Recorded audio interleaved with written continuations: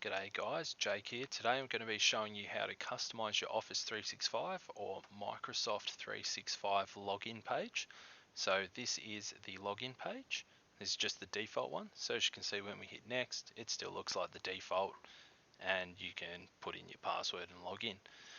Pretty much it's a good idea to do this because it's a nice little security tip. You know, if people are logging in, they're used to seeing their company branding.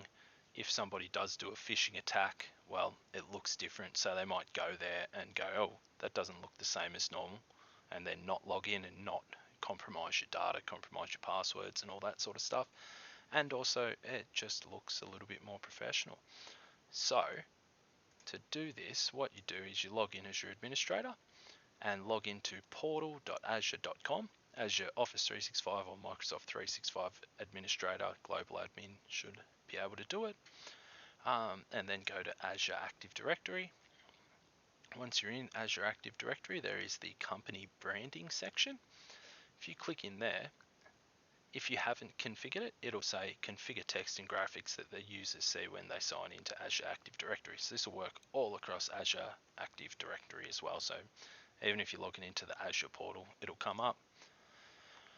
So basically once you go in, you've got these options here.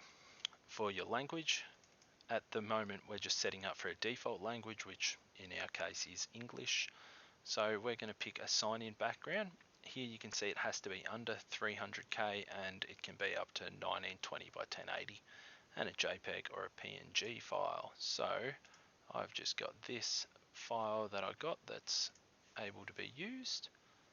That, and we will add in a logo which appears to be big enough.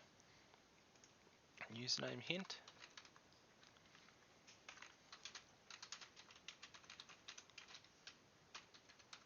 Just put in some stuff there. And sign in page text. Welcome.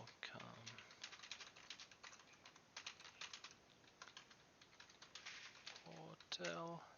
So you can put some text in. Oop.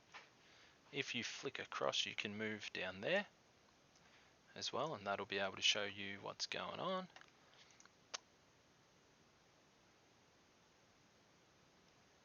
And you can add in more stuff if you want to in here, and add the option to remain signed in, which I'm going to say no.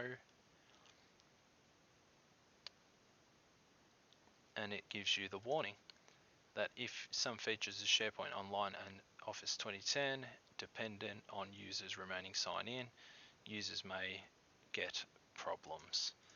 So just so you know, that is something that can happen with that. So you can figure out what those problems are.